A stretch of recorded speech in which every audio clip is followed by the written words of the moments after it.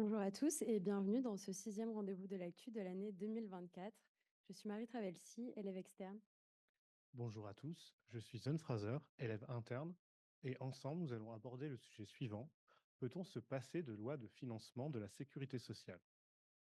Ce sujet est au cœur de l'actualité au regard de la récente nomination de M. Michel Barnier au poste de Premier ministre. Ce dernier a notamment pour mission de former un gouvernement et de déposer deux projets de loi essentiels aux institutions publiques. Le projet de loi de finances, PLF, et le projet de loi de financement de la sécurité sociale, PLFSS. Ces deux projets représentent respectivement 420 et 620 milliards d'euros. Les lois de financement de la sécurité sociale auxquelles nous nous intéresserons aujourd'hui sont une catégorie de lois créée par la révision de la Constitution du 22 février 1996. L'article 34 de notre Constitution précise ainsi que les lois de financement de la sécurité sociale déterminent les conditions générales de son équilibre financier et, compte tenu des prévisions de recettes, fixe ses objectifs de dépenses. En dehors des grandes lois de réforme, les LFSS représentent le principal outil de suivi de la sécurité sociale par le Parlement. Tout à fait. Mais la France est marquée par une instabilité politique depuis le mois de juillet, au cours duquel, au résultat des élections législatives, le Premier ministre Gabriel Attal a démissionné. Pendant près de 2 mois, Gabriel Attal a ainsi continué à diriger un gouvernement intérimaire, expédiant les affaires courantes jusqu'à la nomination de son successeur, qui à ce jour n'a pas formé de nouveau gouvernement. Celui-ci aura la tâche de mener des réformes avec une Assemblée nationale fragmentée en 3 blocs, sans majorité franche et aux idéologies politiques bien distinctes. Dans ce contexte, la formation d'un consensus quant à la stratégie financière à mettre en place s'avère difficile et le risque de censure est quant à lui élevé. Le vote d'une loi de finances de la sécurité sociale n'a donc rien de garanti, ce qui nous amène à réfléchir aux conséquences de l'absence de LFSS pour 2025. Pour répondre à cette question, nous allons dans un premier temps vous exposer le mode d'élaboration d'une LFSS, lequel a été réformé par la loi organique de 2022, ainsi que ses finalités, avant d'aborder les conséquences de l'instabilité politique récente sur ce processus. Tout d'abord, le calendrier d'élaboration des LFSS est encadré par la Constitution. Il permet à l'ensemble des parties prenantes, de l'exécutif au Parlement, en passant par les caisses nationales et les organismes de contrôle, de participer à l'élaboration et au vote de la LFSS dans des conditions relativement satisfaisantes. Depuis la dernière réforme, ce calendrier est imbriqué avec celui des lois d'approbation des comptes de la sécurité sociale. Ainsi, le dépôt du projet de loi d'approbation des comptes a lieu avant le 1er juin de l'année suivant l'exercice clos. Quant au dépôt du PLFSS pour l'année à venir, il a dorénavant lieu le 1er mardi d'octobre. En substance, le Parlement approuve les comptes de l'année précédente au printemps et examine les comptes provisoires ainsi que les projections pour les exercices suivants à l'automne. Mais en pratique, le processus d'élaboration du PLFSS s'étend sur une période allant de mi-avril au début du mois d'octobre et mobilise de nombreux acteurs. En premier acteur, le gouvernement. Il est responsable de la préparation et du dépôt du projet de loi. La rédaction du texte est assurée par la Direction de la sécurité sociale, qui travaille en étroite collaboration avec les ministères de tutelle. Elle s'appuie notamment sur les travaux de la Commission des comptes de la sécurité sociale, qui fournit des analyses et des prévisions financières, mais aussi sur les propositions relatives aux charges et produits transmises par l'Union nationale des caisses d'assurance maladie, l'UNCAM, avant le 15 juin au ministère ainsi qu'au Parlement. Ces travaux sont validés lors de réunions d'arbitrage interministérielles qui ont lieu entre les mois de juin et septembre afin de valider les principales mesures envisagées. Le Conseil d'État intervient ensuite comme organe de contrôle juridique avant l'examen de la loi du projet de loi par le Conseil des ministres. En pratique, seuls certains articles du PLFSS sont examinés par le Conseil d'État en fonction de leur sensibilité et des débats auxquels ils pourraient amener.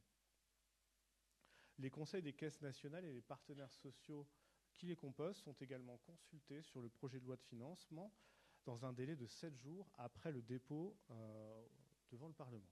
Les avis rendus doivent être motivés et sont transmis directement à l'Assemblée nationale et au Sénat. Une fois le projet élaboré et les consultations obligatoires réalisées, le projet de loi est adopté en Conseil des ministres à la fin du mois de septembre avant d'être déposé à l'Assemblée nationale.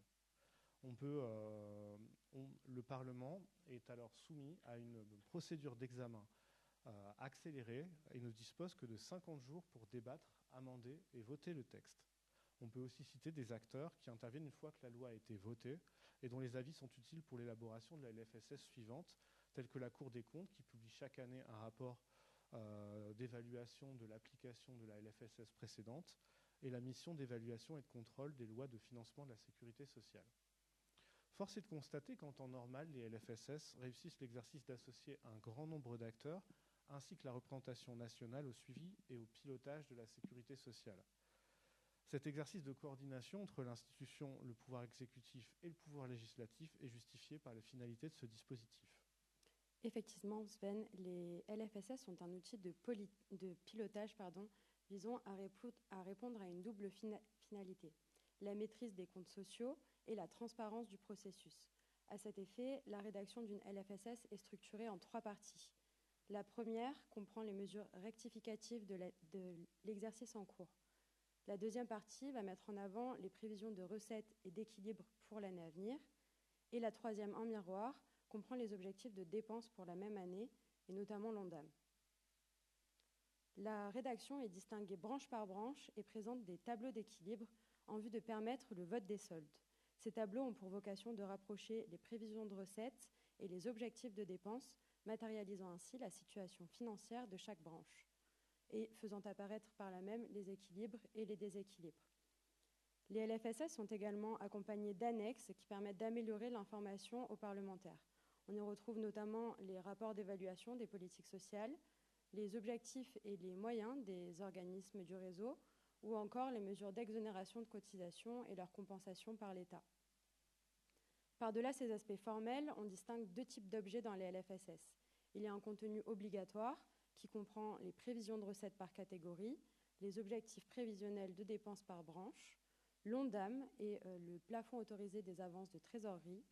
Et on y retrouve également un contenu facultatif non moins important qui recouvre les mesures ayant un impact dans l'année à venir sur les dépenses, les recettes, l'amortissement de la dette ou la trésorerie ou encore la comptabilité des régimes, et également les mesures qui concernent la gestion du risque, la lutte contre la fraude ou les règles d'organisation interne dès lors que celles-ci ont un impact sur les équilibres financiers. Toutes ces dispositions qui n'entrent pas en fait dans ce cadre vont constituer des cavaliers sociaux et seront censurés par le Conseil constitutionnel. On voit donc que les LFSS sont structurés pour répondre à des enjeux démocratiques et financiers. Démocratiques puisque leur contenu permet un contrôle parlementaire renforcé sur les finances en présentant une information qui est transparente, lisible et dense, et financier puisqu'elles sont conçues pour assurer la viabilité financière de la sécurité sociale en mettant l'accent sur la gestion des ressources et des dépenses et en matérialisant les mécanismes d'équilibre. Mais Marie, est-ce que ce dispositif a fait ses preuves ? Mais tout à fait.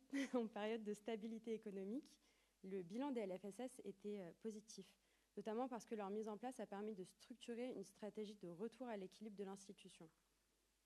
Pour rappel, le déficit de la sécurité sociale en 1996, date de la création du dispositif, était préoccupant. On parle ici de 110 milliards de francs, soit près de 17 milliards d'euros. Ce déficit trouvait son origine dans plusieurs éléments. Le ralentissement de la croissance économique qui passait de 6 à 2% après le premier choc pétrolier, également la crise financière ou encore l'élargissement du champ de couverture de la sécurité sociale. Les LFSS ont ainsi fourni un cadre de pilotage solide et démocratique, concourant à l'amélioration progressive de la situation financière en fonction du contexte économique. En 2019, le déficit du régime général ne s'élevait plus qu'à 1,9 milliard d'euros, marquant ainsi un quasi-retour à l'équilibre. Quant à la trajectoire financière, elle laissait entrevoir une extinction de la dette sociale à l'horizon 2024, avant le renversement de situation provoqué par la crise du Covid-19.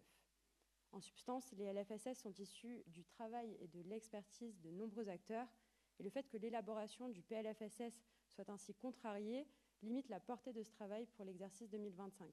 Cela fragilise l'action publique sur les questions de sécurité sociale. Effectivement, le contexte politique ne privilégie pas une rédaction apaisée du projet de loi de financement de la sécurité sociale pour 2025. Tout d'abord, le processus d'approbation des comptes pour l'année 2023 a été déstabilisé par la dissolution de l'Assemblée nationale annoncée le 9 juin 2024. En effet, le gouvernement a déposé le projet de loi d'approbation des comptes sur le bureau de l'Assemblée nationale le 31 mai dernier. Toutefois, celui-ci n'a pu être examiné au regard du contexte. Or, le Code de la sécurité sociale prévoit bien que son examen est un préalable nécessaire à la mise en discussion du projet de loi de financement de la sécurité sociale pour l'année suivante. Le projet de loi d'approbation des comptes a ainsi été déposé dans une version identique à la précédente le 19 juillet. Ce qui, au regard des délais, ne devrait finalement pas bloquer le dépôt du PLFSS. Toutefois, à ce jour, le projet de loi est toujours au niveau de la Commission des affaires sociales de l'Assemblée nationale. Le changement de gouvernement a également contrarié l'élaboration du projet de loi de financement pour 2025. En effet, les réunions interministérielles que nous évoquions précédemment, qui ont lieu d'ordinaire durant l'été, ont été reportées par le gouvernement démissionnaire, ce qui a compliqué le respect du calendrier traditionnel d'élaboration. Ces perturbations se ressentent également dans la préparation du budget de l'État. Ainsi, on peut lire dans un article paru ce jour dans le journal Le Monde que le Premier ministre ne s'estime pas en mesure de présenter le projet de loi de financement, le projet de loi de finances pour le budget de l'État dans le délai légal et envisage de reporter son dépôt au 9 octobre. Cette instabilité des pouvoirs législatifs et exécutifs ne permet pas d'envisager que le projet de loi de financement de la sécurité sociale sera à la hauteur des enjeux rencontrés par l'institution. En effet, le projet de loi de financement de la sécurité sociale a été pensé comme un véritable projet politique et un risque existe que la mouture présentée et votée pour 2025 ne soit qu'une reprise des principales mesures d'économie que l'on retrouve dans les derniers rapports publics sans grande cohérence. Tout à fait. Vraisemblablement, le changement de gouvernement devrait entraîner une stratégie à minima. Un grand flou entoure en effet le contenu du PLFSS 2025 et cela s'explique par le fait que le gouvernement démissionnaire ne disposait pas de sa légitimité pour établir une ligne politique ambitieuse. Il ne s'est donc pas montré prescriptif dans les mesures à retenir, puisque celles-ci sont susceptibles d'être remises en cause par leurs successeurs. Le gouvernement sortant a donc choisi d'élaborer différents scénarios et le prochain exécutif pourra arbitrer à sa prise de fonction. Le problème, comme l'a mentionné Sven, et je le rappelle, c'est que le budget de la sécurité sociale n'a pas vocation à n'être qu'un assemblage de mesures techniques. Ce doit être un véritable projet politique. Or, dans ces conditions, il y a peu de chances que le projet comporte des mesures ambitieuses d'ici au 1er mardi d'octobre 2024. Le risque majeur, c'est d'aboutir in fine à un PLFSS très conservateur. La probabilité est grande pour que les négociations entre les ministères sociaux et Bercy soient réduites à leur plus simple expression. Et dès lors, le rapport de force sera vraisemblablement en faveur de l'orthodoxie budgétaire. En tout état de cause, le gouvernement sera confronté à des choix difficiles car les recettes augmentent moins que prévu et les dépenses sont contraintes. La question se pose donc des choix du nouveau gouvernement. S'il va vers un projet de loi technique, eh bien la rédaction du PLFSS ira vite. En revanche, s'il est ambitieux, le délai dont il disposera sera vraisemblablement trop court. Quelle que soit l'issue du processus de PLFSS 2025, l'institution devra continuer à s'adapter. Tout à fait. En premier lieu, nous allons aborder le fait que des arbitrages entre équilibres financiers et investissements vont être nécessaires avant d'aborder les scénarios qui entourent l'élaboration du PLFSS 2025. Donc, sur le plan national, la sécurité sociale accuse une situation financière difficile depuis la crise sanitaire. En 2023, le déficit de la sécurité sociale atteignait 10,8 milliards d'euros, soit près de 4 milliards de plus que la prévision initiale. Ainsi, dans son rapport sur l'application de la loi de financement pour 2023, la Cour des comptes pointait une véritable perte de maîtrise des comptes sociaux. Les prévisions pour l'année 2024 et les 3 années à venir laissent entrevoir des déficits persistants, portés majoritairement par les branches maladie et vieillesse qui appellent des réformes. Cette situation pèse sur l'ensemble du déficit public, lequel s'établissait à 5,5% du produit intérieur brut en 2023. De même pour la dette des administrations publiques qui, selon l'INSEE, atteint 110% du produit intérieur brut à la fin de l'année 2023. Pourtant, le pacte de stabilité adressé à l'Union européenne au printemps 2024 prévoit le retour à un déficit public inférieur à 3% en 2027 et un maintien du ratio d'endettement. L'une des composantes de ce programme est également que le solde des administrations de sécurité sociale, y compris la CADES, soit excédentaire sur l'ensemble de la période. Cette situation est d'autant plus préoccupante que la France fait l'objet d'une procédure pour déficit excessif à l'échelle européenne depuis le 26 juillet 2024, tout comme 6 autres États de l'Union. Cette procédure est un mécanisme prévu par l'Union européenne pour surveiller et corriger les déficits budgétaires excessifs des États membres. Et selon le pacte de stabilité et de croissance, un déficit public est jugé excessif s'il dépasse 3% du PIB, sauf circonstances exceptionnelles. Et lorsqu'un État dépasse ce seuil, la Commission lance la dite procédure et celle-ci aboutit à des recommandations par le Conseil de l'Union européenne qui, si elles ne sont pas respectées, peuvent entraîner l'application d'une amende allant jusqu'à 0,1% du PIB, soit 2,5 milliards d'euros pour la France. Au-delà des sanctions encourues, cette procédure est susceptible d'alerter les marchés financiers sur la situation des finances françaises, ce qui augmenterait les taux d'intérêt auxquels la France peut prétendre et alourdirait la charge de sa dette. Pour être complet, le gouvernement démissionnaire avait déjà pris acte de ce constat en proposant un projet de loi de finances à budget constant sans tenir compte de l'inflation, soit une économie de 10 milliards d'euros encore insuffisante pour atteindre les objectifs du programme de stabilité. Alors nous sommes d'accord, c'est une situation préoccupante qui implique d'appliquer des mesures de maîtrise budgétaire. Mais ces mesures doivent être mises en regard avec un besoin d'investissement accru dans le système de protection sociale et particulièrement dans le système de santé, dans un contexte de vieillissement de la population. Les dernières indications statistiques de l'INSEE le montrent. En 2060, une personne sur 3 aura plus de 60 ans en raison de l'avancée en âge des générations nombreuses nées dans l'après-guerre et du ralentissement démographique. Et s'il constitue donc un phénomène démographique, le vieillissement de la population est aussi à envisager dans sa nature physiologique.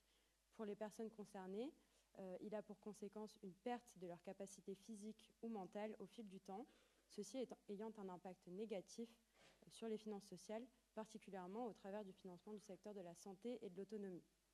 Concernant le système de santé, le secteur sanitaire et celui du médico-social ont besoin de mesures dynamiques très fortes pour ne pas dégrader le niveau de santé de la population. Il est en effet nécessaire d'investir dans les politiques de prévention, de répondre aux enjeux de désertification médicale et d'attractivité des métiers de la santé et de trouver des leviers permettant de rétablir le déficit des hôpitaux publics. Sur ce point, la DREES indiquait une forte dégradation des comptes financiers des hôpitaux publics en 2022, avec un déficit qui s'élève à 1,3 milliard d'euros, une proportion inobservée depuis 2005. Ce déficit est encore aggravé en 2023 pour atteindre 1,7 milliard d'euros. Un investissement est également nécessaire dans la branche autonomie pour faire face aux besoins croissants des personnes âgées et des personnes en situation de handicap et améliorer leurs conditions de vie et les services qui leur sont fournis. Les établissements d'hébergement sont encore sous-financés au regard de la nécessité de moderniser les infrastructures et d'améliorer les conditions de travail du personnel. Sur le plan du maintien à domicile, le renforcement du financement des aides à domicile et du soutien aux familles qui prennent en charge les proches dépendants sont encore d'actualité. À cela s'ajoute une perte de qualité de service des organismes de sécurité sociale pointée par la Cour des comptes dans son dernier rapport sur le sujet. Les délais de traitement administratifs sont effectivement prolongés, de même que les temps d'attente des usagers. Et si des gains d'efficience sont envisageables, il est vraisemblablement nécessaire d'investir pour accroître les moyens techniques et humains des OSS qui font face à une augmentation de leur activité et à une baisse de compétitivité de leur métier au regard du décalage entre les salaires proposés par l'institution et la réalité économique. Il est donc impératif que des débats se tiennent pour établir un modèle de solidarité permettant de maintenir une justice sociale et la résilience du système. Or, nous allons le voir, la situation actuelle fait émerger des incertitudes quant au dépôt du PLFSS et à son adoption. Nous allons donc aborder les différents scénarios envisageables et leurs conséquences éventuelles. En effet, il est à noter que les lois de financement de la sécurité sociale précédentes ont toujours été déposées dans les délais depuis 1996. La situation actuelle est donc relativement inédite et nous avons dressé plusieurs scénarios qui entourent l'élaboration et le dépôt du PLFSS 2025 qui seront rangés en 3 grandes parties. Donc l'absence de dépôt du texte, son dépôt tardif ou encore son dépôt en bonne et due forme. Donc, quelles seraient par exemple les conséquences de l'absence du dépôt du PLFSS? Est-ce que l'on risque, comme outre-Atlantique, un shutdown? Eh bien, Marie, contrairement aux lois de finances, les LFSS ne sont pas des autorisations de crédit. Autrement dit, même sans PLFSS, les prestations sociales, les pensions de retraite, les remboursements de médicaments continueraient d'être versés. Les risques d'une situation assimilable à un shutdown sont donc écartés pour la sécurité sociale française.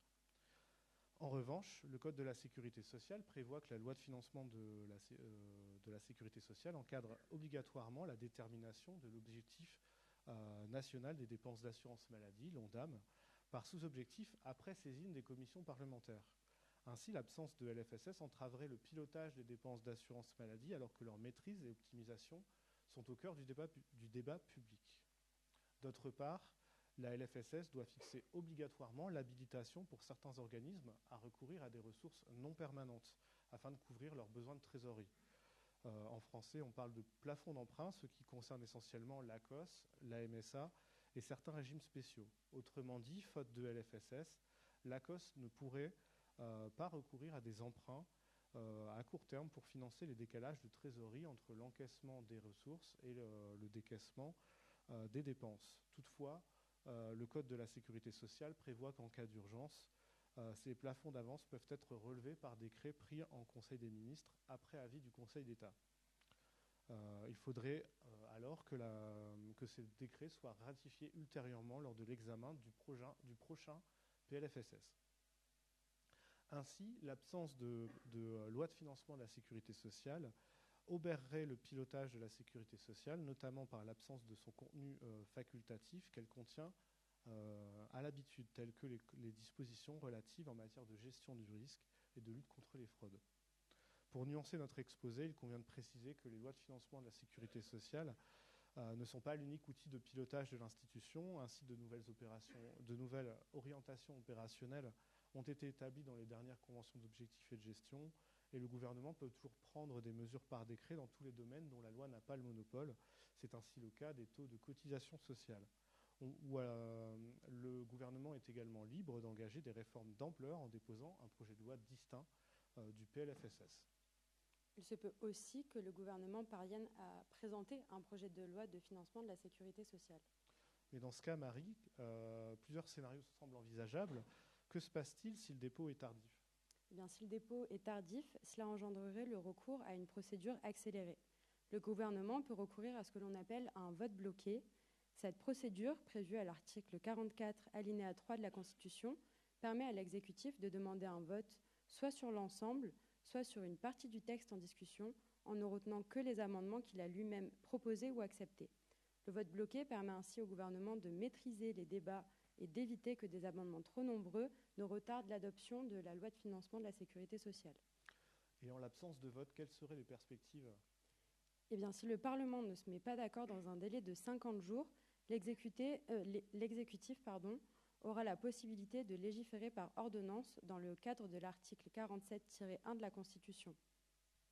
Le gouvernement pourrait aussi activer l'article 49.3 de la Constitution et faire adopter le PLFSS sans vote en engageant sa responsabilité. Il risquerait dans ce cas une motion de censure. C'est d'ailleurs ce qui s'est passé avec le PLFSS 2022 et 2023 qui ont été adoptés via l'activation de l'article 49.3. Il faut noter que l'ensemble de ces scénarios sont de nature à compromettre la qualité de l'examen législatif. En contournant et en limitant les débats, elle limite également le contrôle démocratique. Et quid d'un rejet du PLFSS par le Parlement? Eh bien, dans ce cas, le gouvernement pourrait soumettre un nouveau PLFSS. Pour être exhaustif, on pourrait aussi aborder l'article 16 de la Constitution qui permettrait au président de la République de s'octroyer des pouvoirs exceptionnels, mais ces dispositions visent en général des situations plus graves que le rejet du PLFSS par le Parlement. Il y a encore un dernier scénario qui est envisageable, même si sa probabilité est moindre, c'est le dépôt du PLFSS dans le respect du calendrier et l'obtention d'un consensus au Parlement qui permettrait de le voter. Cela dépendra grandement de la stratégie choisie par le prochain gouvernement. Pour conclure, les lois de financement de la sécurité sociale sont un dispositif déterminant du pilotage de l'institution, qui réussit en temps normal à associer les pouvoirs exécutifs, législatifs et les acteurs institutionnels selon un débat cadencé. Elles permettent aux décideurs publics d'avoir un avis éclairé sur les composantes de la sécurité sociale. Pour autant, oui, la sécurité sociale peut techniquement se passer d'une LFSS. Si elle n'est pas votée pour 2025, l'institution saura effectivement se montrer résiliente. Cependant, encore une fois, la limitation du débat démocratique autour des finances sociales n'est pas sans conséquence. Elle affecte la capacité du dispositif à produire un système socialement juste, à s'adapter aux changements économiques et à garantir la confiance des citoyens dans le système. Merci pour votre attention.